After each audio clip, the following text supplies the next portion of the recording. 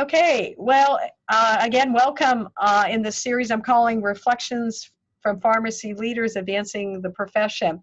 It's my pleasure to have with us here today Dr. Greg Higby, who was the executive director at AIHP, which is the American Institute of the History of Pharmacy.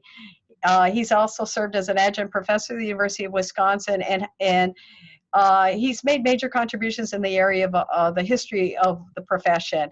He even served on a historical subcommittee advisory to the FDA. And uniquely, he was also an invited participant to the second and third Pharmacy in the 21st Century Conference. So that's so appropriate to have Greg with us here today.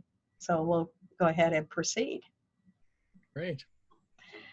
All right. So we'll start off. We would like to learn more about your journey in terms of your career and recognition as a leader in the history of pharmacy. And when reflecting on that, you may want to include key events that shaped or impacted your journey or persons that influenced you in that journey. Sure. Well, the first person obviously comes to mind is my father, Warren J. Higby Jr., who was the pharmacist and a partner in a small community pharmacy in rural Michigan, where I grew up. And oh, you can't hear me. I can, but a little tad light, heavy. Okay. Oh, okay. Well, if you want me, I can start over again. No, that's fine. I think we heard it. Okay. And so my father, he saw me one day. I was reading some comic books up in the front of the drugstore. And he told me, here, come to the back of the store into the prescription department. And he sat me down on a stool, which we used to have back in those days, and got a copy of the United States Dispensatory out. And he opened it up to opium or cinchona or something like that. And said, here, read this. Here, you can learn something here. And while he was counting out the cash registers or whatever there at the drugstore. And that got me interested in the history of pharmacy, oddly enough, because there's so much history in that book. And so that's what really started me in both my journey in pharmacy and history of pharmacy. I went to pharmacy school first, University of Michigan College of Pharmacy, and there I took a lot of history courses as electives. I didn't take professional electives, really. I wasn't that interested. I was more interested in history, so I took a lot of history. And also, Terry, one thing I'll say here, which probably a little out of school, which is I grew up in a drugstore, and I knew that the big thing about being a drugstore pharmacist was that it's what you contributed to the community as a leader and such. Not so much what you contributed as a pharmacist. Your job as a pharmacist was to be there and to help people in any way you could. And if pharmacy was part of it, that was good. And so I didn't pay much attention when I was in pharmacy school to pharmacy, just well enough to get, I was a B type student. And I went back and I worked in my father's store for a while and in a small town in Michigan. And I then decided I wanted to go back to school because I missed being in the university. And so that's how I came to the University of Wisconsin. And there I studied under Glenn Sonnedecker, the premier historian of pharmacy of his generation here at the University of Wisconsin-Madison. And so that's how I did it. And here I worked with John Periscondola as well. I want to give a shout out to John as well. So that's how I started my journey. Very good. Thank you very much for that. So what do you believe will be your legacy in 20 or 30 years? And when I rephrase that question, say reflecting on your contributions, what are you most proud of in your contributions that really has helped advance our profession of pharmacy? Well, the main thing is through my publications, people, if you go on Google Scholar, you'll see that people refer to my Remington chapter a great deal.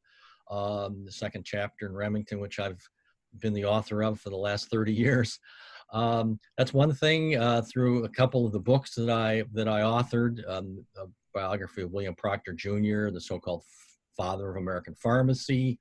I co-authored a book on the history of the United States Pharmacopoeia, just celebrating its 200th anniversary this year. And also through just some wide variety of other publications and things that I've done. mainly on the history of the professional development of pharmacy in the United States, as well as the development of the drugstore. Because I call myself a third generation community pharmacist at heart. My grandfather also owned a drugstore. And so I'm, in contrast to a lot of professional leaders, I'm gung-ho on the drugstore. I think the drugstore is a wonderful thing. And so I'm hoping that we can keep it alive and well, especially independent community pharmacy. Very good. Thank you very much. So the next question has to do, what advice do you have for students in their journey as they develop as leaders to help advance the profession?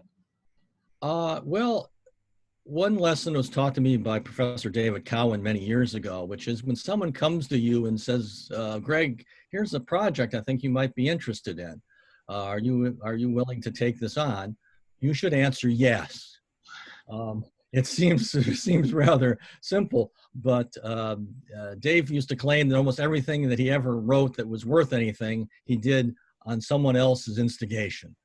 And so I think that that's one thing. Someone asks you to do something, really consider it. Don't say yes, don't say no. Also, as a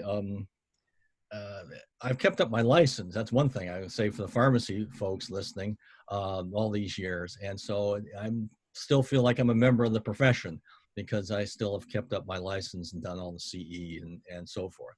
So I think that's been valuable to me to be able to still, at 40 years after getting my pharmacy license, I can still interact with practitioners. I mean, as a leader, I would say strike when the iron's hot. When the opportunity is there, take it. Don't hold back reform. Don't try to reform or fix things when times are bad. Do it. Pandemic will be mentioned as an event that occurred during this decade. And I believe that will be mentioned as a key turning point in our profession, or a key event that shaped our profession. How do you see that being so described, and especially an opportunity for the pharmacy profession? Sure.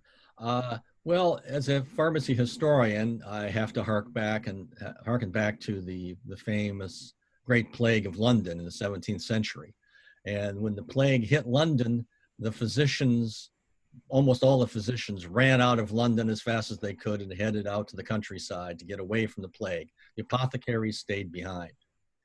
And this really cemented the position of the apothecary in English society. From that point on, the apothecary was much more trusted, not just seen as a shopkeeper, but as a healthcare professional, somebody who stayed behind and treated patients. So that's what comes to my mind, is that this is an opportunity for pharmacists to demonstrate that we are here. We're here. You can come and see us. We're wearing our mask and our shield, but we're ready to talk to you and give you advice and help anytime.